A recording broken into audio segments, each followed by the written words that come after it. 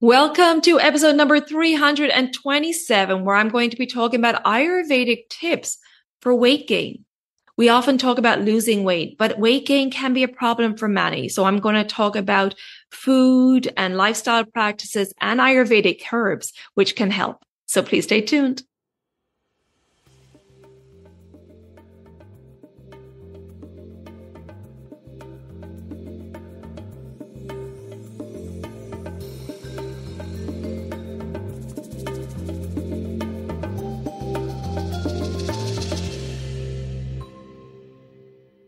Hi there, I'm your host Colette, and on this podcast I will be sharing the teachings of Ayurveda, yoga, and holistic health practices. Now, if you're new to Ayurveda, I recommend checking out the first couple of episodes where I do an introduction to Ayurveda and the mind-body types.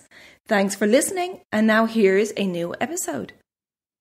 Hey there, and welcome back to the Elements of Ayurveda podcast. It's Colette for a solo episode today, and I'm talking about weight gain. We tend to focus a lot on weight loss. However, weight gain can also be a significant problem for many people, and particularly those with a high Vata constitution or Vata aggravation can have a low body weight and have a difficult time gaining weight.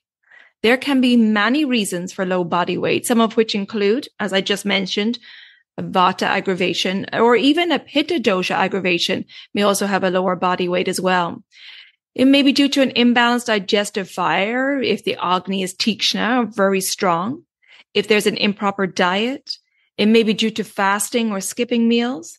It may be due to excess physical exertion, due to physical illness, stress, mental health conditions, or substance abuse. Now, Ayurveda takes a holistic approach to weight gain, and first of all looks at the root cause of the low body weight. Ayurveda gives guidelines to help promote weight gain, and it's not just a case of eating more, but rather looking at the types of food and the qualities of the food, and also looking at other physical, mental, and emotional factors at play. With each individual having a unique constitution, the root causes will vary. And most importantly, the advice needs to be tailored to each individual. Now, with that said, in this episode, I will provide you with some general Ayurvedic guidelines which are beneficial for weight gain. But as always, I recommend that tailored approach. Brahmana means nourishment in Ayurveda, and this is the treatment protocol for cases of low body weight.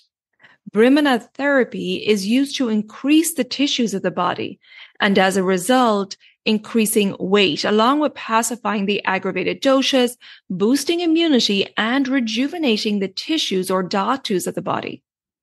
The qualities of heavy, moist, and soft are considered to be brahmana or nourishing to the body. And these qualities are also that of the kapha dosha. Therefore, with low body weight conditions, the focus is often on increasing the kapha dosha while balancing vata and pitta. Now, some ways to introduce these qualities are, well, let's start with the heavy quality. So heavy is the opposite of the light quality, which is naturally occurring in the Vata and Pitta dosha. So obviously we're talking here about opposites pacifying, right? Like increases like and opposites pacify, which is the Ayurvedic principle of healing. So starting with the heavy quality, well, the sweet taste is considered to be heavy as it's made up of the earth and water elements and considered Vata and Pitta pacifying and kapha aggravating. So it's going to increase kapha, which is what we want in a condition with low body weight. And so introducing the sweet taste will help to build the tissues. Now, the sweet taste nourishes all 7 tissues and contains the following qualities. It has heavy, oily, soft, grounding, building, and nourishing qualities, which are all great for building up the body. The sweet taste can be found in root vegetables like sweet potatoes, carrots, and beets, in fruit like bananas, mangoes, figs, dates, soaked raisins, in grains like rice and corn, and in legumes, meat, fish, eggs, dairy, nuts, and seeds. Now, of course, this is a generalized list of foods, and it would need to be tailored to each individual and their particular constitution or current imbalance. The next quality I want to look at is that moist quality, which is the opposite of the Vata quality of dryness. So we're bringing in moisture to pacify the Vata. So adding plenty of good fats to your diet is very beneficial in Brahmana treatment, as fats are heavy and nourishing in nature. Fats like ghee, olive oil, and sesame oil, which is heavier oil and it's warming. So sesame oil in particular is really great in the case of a Vata aggravation. Also adding the moist quality to the body with adequate hydration, along with drinking lots of fluids, making sure that the food is moist. Like in the case of stews and soups, we know that dry foods are aggravating to Vata. So the hydration and lubrication with adding fats to your food will really help pacify the Vata dosha. The third quality I want to look at here is the smooth or soft quality, which is the opposite of that Vata quality of rough. So sticky and smooth are associated with kapha and heaviness. The oil we just talked about, the good fats, that will help provide the smooth and soft qualities.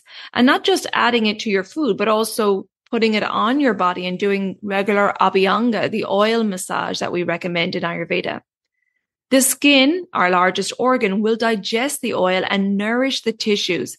But this practice also calms the nervous system, which we need to take into consideration when focusing on increasing the body tissues. Also, Vata is pacified by mushy foods like oatmeal, rice pudding, sweet potatoes. These mushy foods are the opposite again of that rough quality and considered smooth and soft, this quality we want to introduce.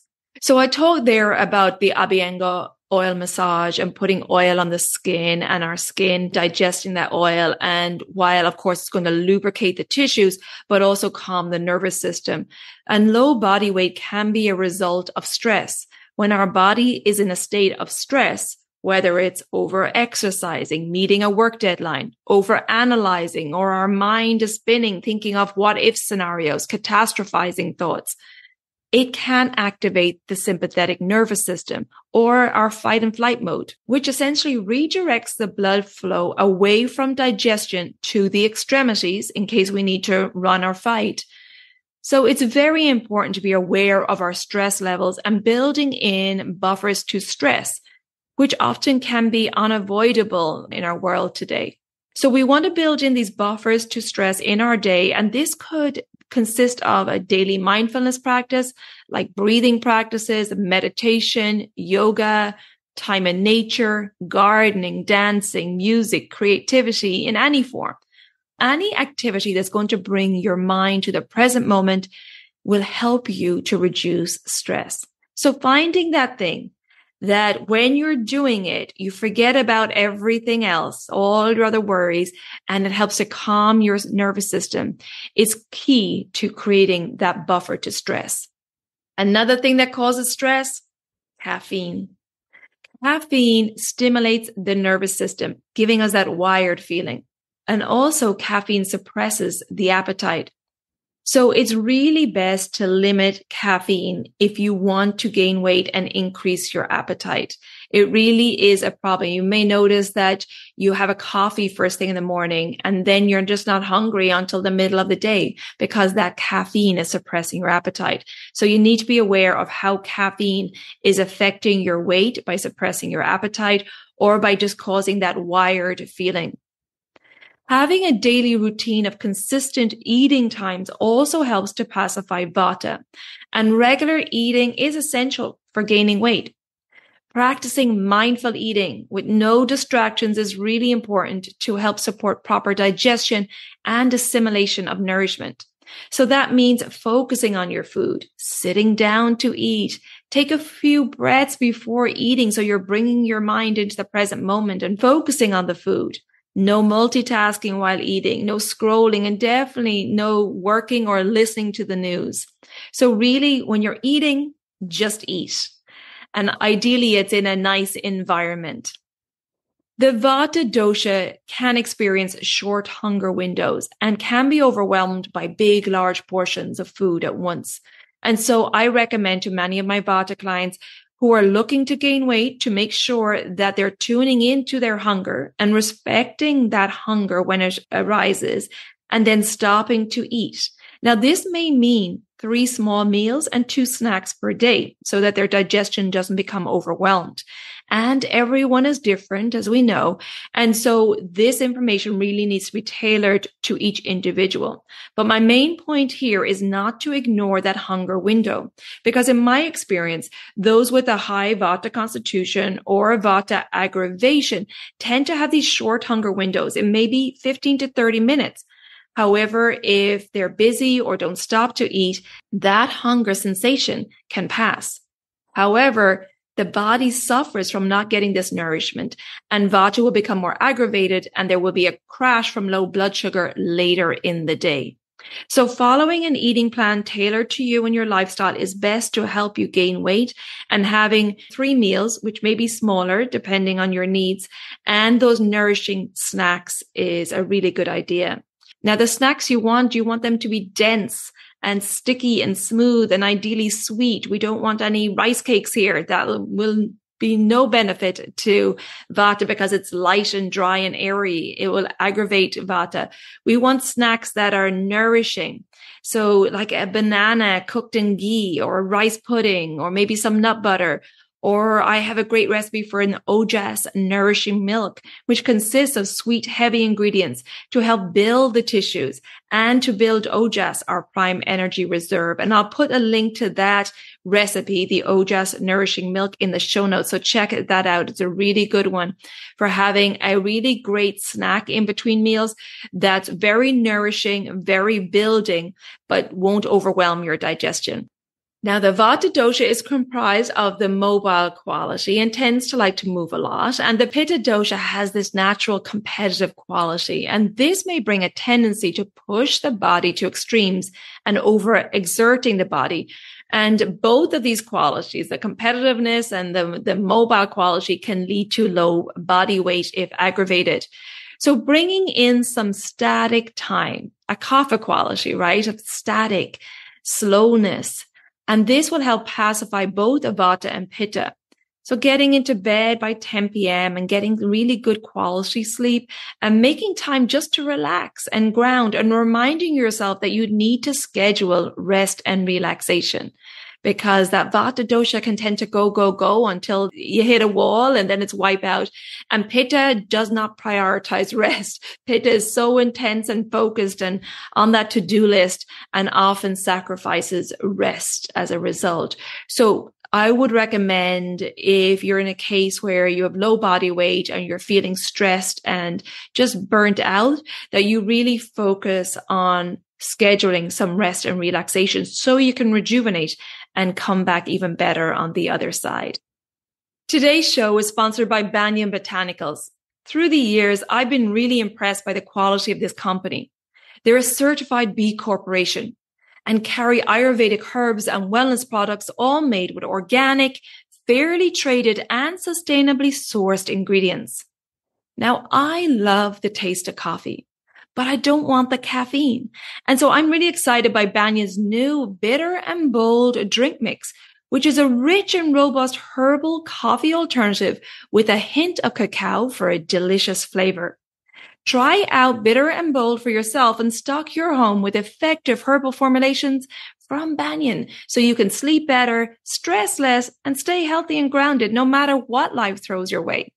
If you're outside the US, you can find Banyan's full line at the Vedic store or Ayurvedic Herbs Direct. For those in the US, save 15% on your first order when you shop at banyanbotanicals.com/elements. Just go to www.banyanbotanicals.com/elements and enter the promo code elements at checkout. You'll find that link in the show notes also. So along with the factors I just mentioned, which are all beneficial for weight gain, there are Ayurvedic herbs which are beneficial for increasing weight also. And the ones I'm going to cover today are ashwagandha, chyawanprash, shatavari, bidari, and licorice. But before I go forward, I want to add that I really recommend getting professional advice when taking any herbs, as they can be aggravating if not taken correctly, and you don't necessarily want to take them for long periods of time. These herbs are powerful and should be taken under professional guidance. So please make sure that you're getting guidance before taking any herbs. So the first one I'm going to cover is ashwagandha, and ashwagandha in Sanskrit means the smell of a horse, referring to the smell of this shrub where it's the roots that are most commonly used. And it is a well-known adaptogen and is considered to be a rejuvenating tonic, which helps to increase strength. Now let's take a look at the energetics of ashwagandha. The rasa or taste, bitter, astringent, and sweet. The virya or energy is heating. The vipak or post-digestive effect is sweet. The gunas or qualities, light and unctuous. The effect on the doshas, it's kapha, vata, pacifying, but can aggravate pitta. And the effect on the dhatus or tissues, well, it's effective for the blood or rakta dhatu, for the muscle, mamsa dhatu, for the fat, meda dhatu, for the bone, ashti dhatu, for the nerve, maja dhatu, and for the reproductive tissues, shukra and artava dhatu. And it has an affinity for the following channels: the reproductive channels of shukra and artava vahashrotas, the nervous channel, maja vahashrotas, and the respiratory channel, prana vahashrotas.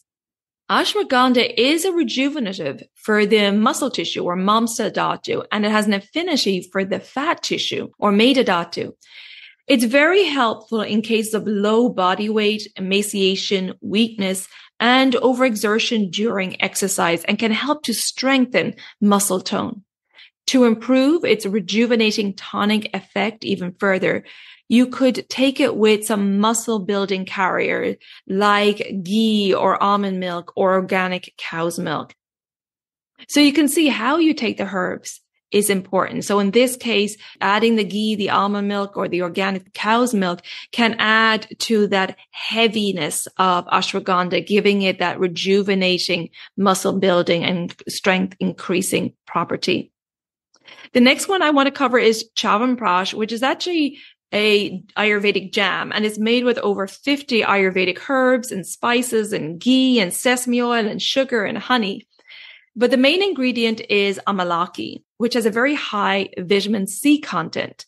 Now, even though amalaki is sour in taste, which would normally aggravate the pitta dosha, the blend of ingredients in Chyawanprash helps to increase agni, the digestive fire, and the digestive function without aggravating the pitta dosha. This highly rejuvenative jam in Ayurveda is often taken as a tonic to rejuvenate the body and boost the immune system. Chyawanprash nourishes all 7 tissues of the body and balances the 3 doshas. And its unique mix of ingredients helps to regulate weight, so that if you're a person who's underweight, regular consumption of Chyawanprash will help to increase weight. And if you're a person who's overweight, it will promote weight loss by increasing the digestive fire and function. Of course, the amount of Chyawanprash recommended will differ depending on the desired effect. But how amazing is that it can be used for both overweight or underweight individuals. And of course, how you take it will be tailored to your needs. Amalaki's pravava or special effect is that it increases sattva. So sattva being the qualities of balance, peace, harmony, and clarity, and ojas, our vital energy reserve, our immunity, our strength. And it is considered to be a tonic for the mind, raising consciousness and overall well-being in the body. So not only will Chyawanprash help with an increase of tissues on the body, but also will help calm the mind, and as a result, calm the nervous system and the digestive system, and increasing the appetite. Because as we discussed earlier, stress can suppress the appetite. So amalaki or Chyawanprash in this case really helps to meet all those needs in conditions of low body weight.